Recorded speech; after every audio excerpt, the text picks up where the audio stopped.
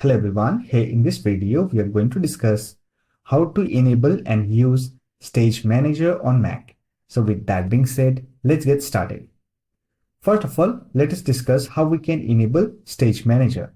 For that, simply open System Settings, click on Desktop and Dock. Here look for Desktop and Stage Manager section and simply turn on Stage Manager toggle.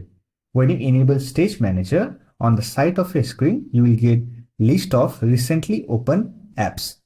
You can easily switch between apps, as you can see here. There is also another method to enable Stage Manager on Mac.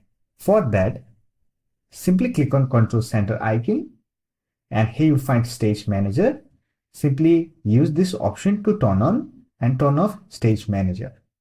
Now to use it, simply select the application you want to open and it will open the single application, as you can see here. However, if you want to use multiple applications, then simply select the application and drag it to center. Now you can use multiple applications, as you can see. So that's it. This is how you can use Stage Manager on Mac. I hope this video was helpful to you. If you found this video helpful, don't forget to hit the like button and subscribe the channel for more videos like this. Bye for now. See you next video.